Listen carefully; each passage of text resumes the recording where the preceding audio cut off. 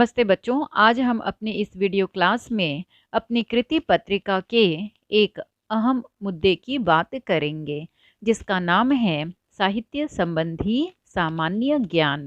सबसे पहले हम इसके बारे में समझ लेते हैं। जैसा कि आप सभी जानते हैं कि हमारी हिंदी की पाठ्य पुस्तक कथा, कहानियों, कविताओं, नाटकों, विशेष अध्ययन हेतु कई ऐसे मुद्दों को हमारे सामने रखा गया है, जिससे हमें अच्छी खासी जानकारियाँ मिल जाती हैं। हमने अपनी क्लास में कई बार इस विषय पर चर्चा की है कि हमारे लेखक लेखिकाओं, कवि कवयित्रियों ने हमारे समाज के कई ज्वलंत मुद्दों को अपनी कथा, कहानियों, उपन्यास, निबंध, कविता या नाटकों के माध्यम से पाठकों तक पहुंचाया है। इन्हीं साहित्यकारों के बारे में इनके पाठ, कविता या नाटक के पहले जानकारियाँ दी गई हैं। इनके बारे में इनकी व्यक्तिगत जानकारियों को ही साहित्य संबंधी सामान्य ज्ञान कहा गया है। जैसे लघु कथाएं की लेखिका श्रीमती संतोष श्रीवास्तव जी के बारे में पाठ के पहले जानकारी दी गई है। तो अब हम अपने मेन मुद्दे पर बात करते हैं। आपकी कृति पत्रिका के कृति क्रमांक 1 का ई गद्य और कृति क्रमांक 2 का ई पद्य ही साहित्य संबंधी सामान्य ज्ञान है। इसे आप अच्छी तरह से समझ लीजिए। अपनी पाठ्य पुस्तक में सीधे सीधे साहित्य संबंधी सामान्य ज्ञान लिखा गया है, परंतु यही साहित्य संबंधी सामान्य ज्ञान कृति पत्रिका में कृति क्रमांक 1 का ई या कृति क्रमांक 2 का ई में एक वाक्य में उत्तर लिखिए ऐसा दिया गया है।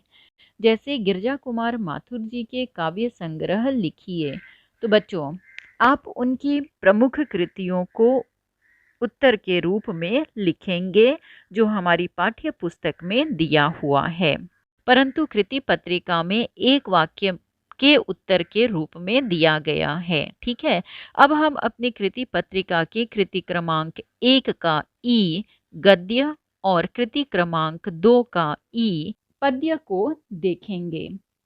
गद्य कृति क्रमांक 1 का ई प्रश्न, राजेंद्र सहगल जी की साहित्यिक कृतियों को बताइए। तो बच्चों हम पाठ की प्रमुख कृतियों में से ही इसके उत्तर को लेंगे। ठीक है, जैसे हिंदी उपन्यास 3 दशक, शोध प्रबंध और सत्य की तलाश, धर्म बिका बाजार में व्यंग्य संग्रह। दूसरा प्रश्न कुछ इस प्रकार है, रेडियो रूपक की विशेषताएं बताइए। तो बच्चों इस प्रश्न का उत्तर कलम का सिपाही पाठ में जो विधा परिचय है वही है। जैसे रेडियो रूपक एक विशेष विधा है, यह एक श्रव्य माध्यम है। रेडियो का विकास नाटक से हुआ। इसका मंचन अदृश्य यानी दिखाई नहीं देता है। इसका क्षेत्र विस्तृत है। दृश्य अदृश्य जगत के किसी भी विषय, वस्तु या घटना पर रूपक लिखा जा सकता है। इसे केवल सुना जा सकता है। इसका प्रस्तुतिकरण का ढंग बड़ा ही रोचक, सहज, प्रवाहमय तथा संवादात्मक होता है। हम अपने तीसरे प्रश्न पर चलते हैं जो इस प्रकार है, महत्वाकांक्षा और लोभ के लेखक पदुम लाल पुन्ना लाल बख्शी जी के अलावा कुछ अन्य निबंधकारों के नाम लिखिए। तो बच्चों अन्य निबंधकारों के नाम आपको पाठ के विधा परिचय में मिल जाएगा। जैसे आचार्य रामचंद्र शुक्ल, कन्हैयालाल मिश्र प्रभाकर, आचार्य हजारी प्रसाद द्विवेदी और विद्यानिवास मिश्र इत्यादि हैं। वैसे तो निबंधकार बहुत हैं, परंतु आपके लिए यहाँ पर कुछ निबंधकारों के नाम दिए गए हैं। अब हम अपने अगले प्रश्न पर चलते हैं, निराला जी का मूल नाम बताइए। बच्चों यह प्रश्न 12वीं कक्षा के पाठ 2 निराला भाई पाठ में से पूछा गया है। जो निराला जी पर ही आधारित है।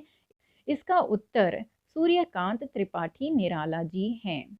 तो चलिए कुछ इसी तरह के कुछ और उदाहरणों को देख लेते हैं। सुदर्शन जी ने किस लेखक की लेखन परंपरा को आगे बढ़ाया है? तो इसका उत्तर यह है, सुदर्शन जी ने मुंशी प्रेमचंद की लेखन परंपरा को आगे बढ़ाया है। कन्हैया लाल मिश्र प्रभाकर जी के निबंध संग्रहों के नाम लिखिए। इसके उत्तर के लिए आपको प्रमुख कृतियां देखनी होगी, जैसे जिंदगी मुस्कुराई, बाजे पायलिया के घुंघरू, जिंदगी लहलहाई और महके आंगन चहके द्वार इत्यादि। तीसरा, लेखक कन्हैया लाल मिश्र प्रभाकर जी की भाषा शैली को बताइए। बच्चों, अब आप इस प्रश्न के उत्तर के लिए लेखक परिचय को देख सकते हैं।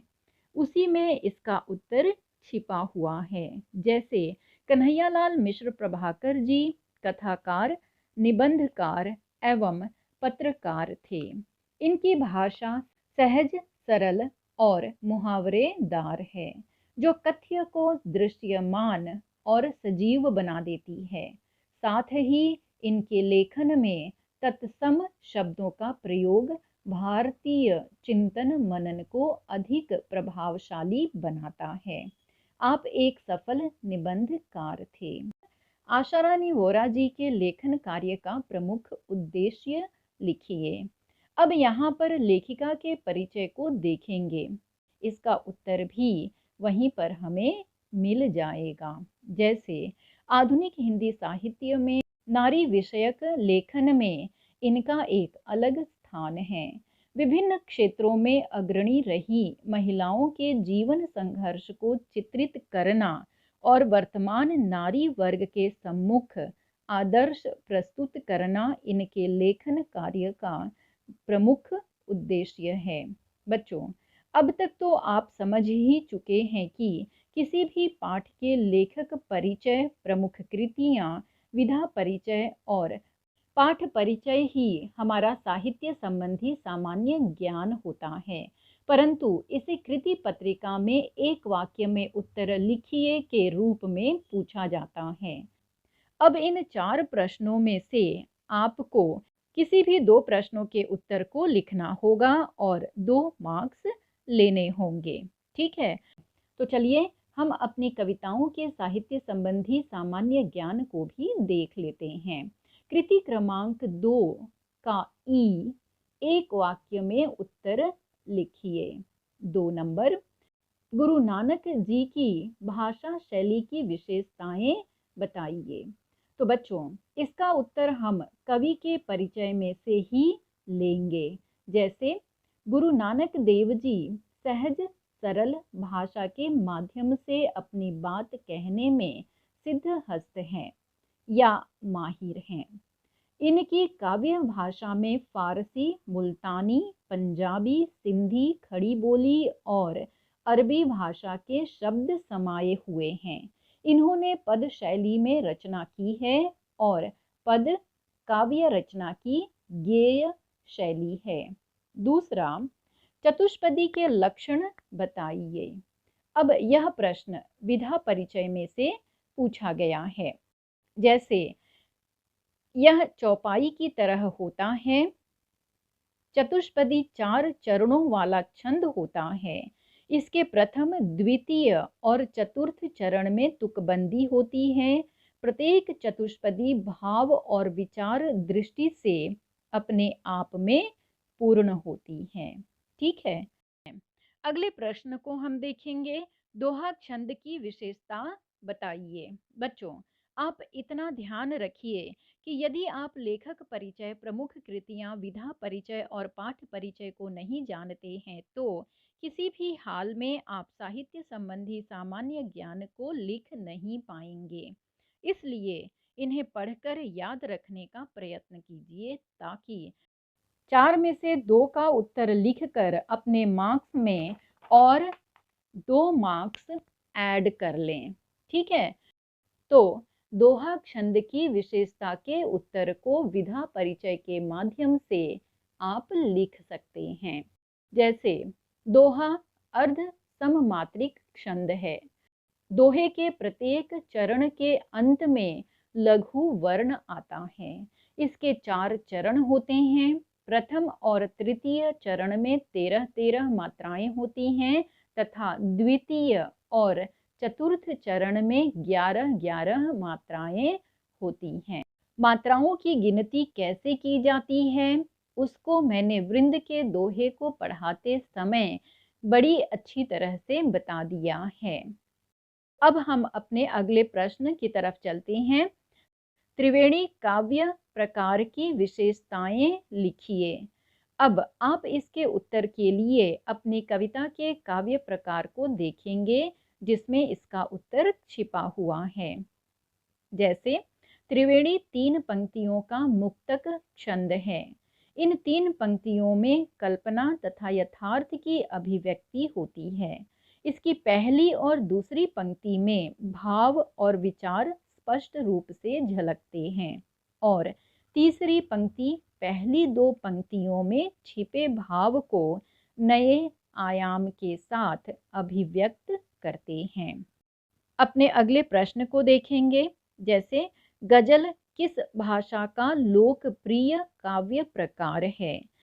अब इसके उत्तर को आप अपनी कविता की विधा परिचय में से लिख सकते हैं। जैसे गजल उर्दू भाषा का लोकप्रिय काव्य प्रकार है। तो बच्चों, अब आपको हर एक पाठ या कविता के लेखक परिचय, प्रमुख कृतियां, विधा परिचय और पाठ परिचय को बड़े ही ध्यान से पढ़ना होगा। वैसे तो मैंने इसका जिक्र 11वीं और 12वीं की क्लास के पहले दिन से ही किया है और मुझे उम्मीद है कि आप इस बात से भली भांति परिचित हैं।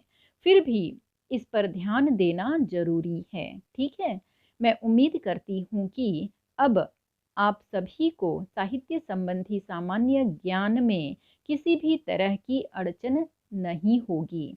यदि आप किसी और कृति के बारे में जानना चाहते हैं तो कमेंट बॉक्स में लिख दीजिएगा। ठीक है, तो चलिए अब हम अपनी इस वीडियो क्लास को यहीं पर समाप्त करते हैं। अपना ध्यान रखिए, पढ़ाई करते रहिए। जय हिंद, जय हिंदी। मेरे द्वारा पाठ्य पुस्तक के किसी और पाठ का वीडियो देखना या सुनना चाहते हैं तो मेरे इस चैनल को सब्सक्राइब कर दीजिएगा और बेल आइकन पर भी क्लिक कर दीजिएगा ताकि आपको नोटिफिकेशन मिल सके और आप इसका उचित लाभ प्राप्त कर सकें। धन्यवाद।